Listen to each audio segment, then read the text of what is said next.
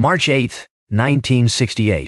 To the stockholders of Berkshire Hathaway Inc., the company has adopted a calendar year for accounting purposes.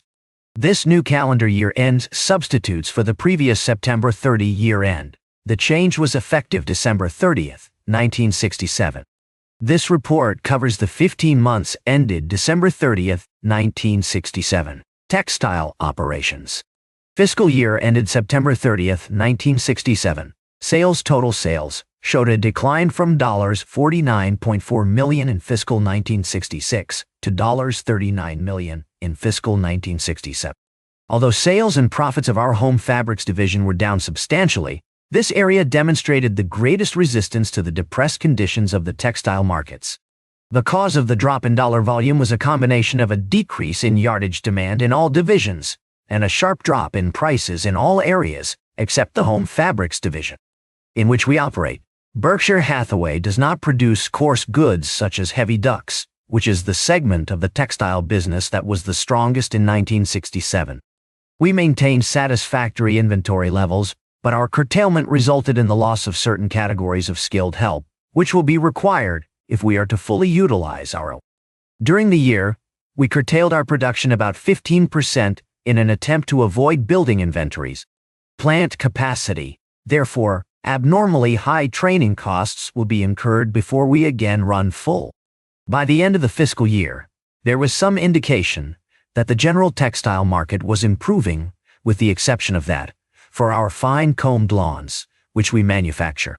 At our King Philip D division in Warren, Rhode Island, this fabric remained in poor demand, with depressed prices throughout the year. A market survey indicated that the demand for cotton lawn fabrics was gradually being displaced by a demand for polyester blend fabrics. On the positive side, we expanded our home fabrics products line into a wider variety of fabrics and also expanded our sales force in this area. In addition to this, we started an apparel fabrics division, selling finished yarn-dyed box loom goods into the women's apparel market. Both of these moves were part of our general policy of attempting to establish product lines away from areas of direct competition with staple fabric producers. We intend to further implement this policy. Manufacturing operation. Because of reduced levels of production, smaller individual orders, and more frequent loom shifts, manufacturing costs were materially higher than in the. Although product development and diversification of fabrics will result in higher manufacturing costs, these higher costs should be more than offset by higher prices for the walnut chart. Last several years, a return to full operation should correct this situation to a great extent. Fabrics and result in greater profits. Labor relations remain satisfactory. Our labor contract will carry us through until April of 1969.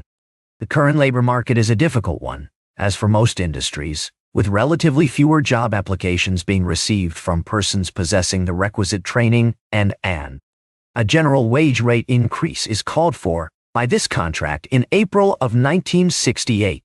Skills. 3 months ended December 30, 1967. This quarter showed a very definitive increase in demand in all divisions except King Philip D.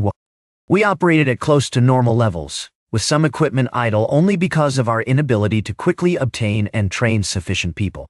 Our new apparel fabrics division was off to a good start, and our home fabrics division renewed its historical strong growth pattern.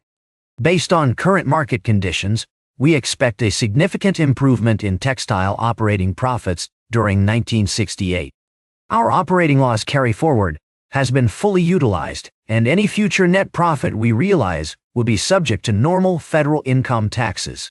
The portion of our business which proved unsatisfactory was the cotton lawn business.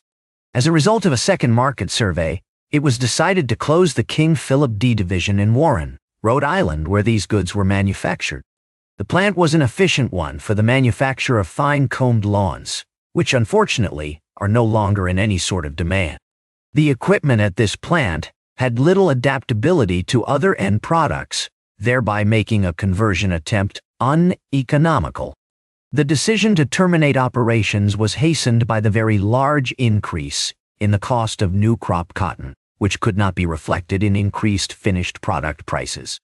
Any loss from termination of operations at King Philip D will be reflected as incurred in 1968. At this point in time, we can only speculate as to the amount of this loss, but we do not envision that it will exceed $1 million pre-tax. Insurance subsidiaries. These two companies, National Indemnity Company and National Fire and Marine Insurance Company, continue under the very able management of Mr. Jack Ringwald, who has guided them. We are highly pleased with the results of our insurance subsidiaries since their acquisition in March 1967. Since inception, underwriting was conducted at a good profit margin, and investment income increased substantially, reflecting both a greater base of assets and the higher yields that prevailed. Gross premium volume increased only slightly during 1967, but termination of certain reinsurance arrangements resulted in a substantial gain in net premium volume. Throughout the year in the fixed income sector, all earnings of the insurance subsidiaries are being retained to build additional capital strength. The success of this effort is indicated by the attainment of earnings in the subsidiaries during 1967, which substantially exceeded the earnings attributable to a larger capital. Our investment in the insurance companies reflects a first major step in our efforts to achieve a more diversified base of earning power. Investment in the textile business. However, we believe it is an added factor of strength to have these two unrelated sources of earnings, rather than to be solely exposed to the conditions of one industry, we expect that there will be years in the future when the order of relative profitability is reversed, reflecting different stages in both the insurance and textile cycles. Heretofore, future objectives. We feel it is essential that we not repeat the history of the 1956 to 1966 period, when overall earnings on average invested capital of over $30 million or something less. Management continues to be alert to opportunities to expand our operations in either the textile business, the insurance business, or unrelated area. Our present liquid resources held in readily marketable common stocks are available for either acquisition of new businesses or for application toward greater profit opportunities. Then, 0. In our present operations, in addition, we will not hesitate to borrow money to take advantage of attractive opportunities. Our goal is to obtain a reasonably stable and substantial level of earning power, commensurate with the capital employed in the business. Malcolm G. Chase, Jr., Chairman of the Board. Kenneth V. Chase, President. Letter written by Warren E. Buffett.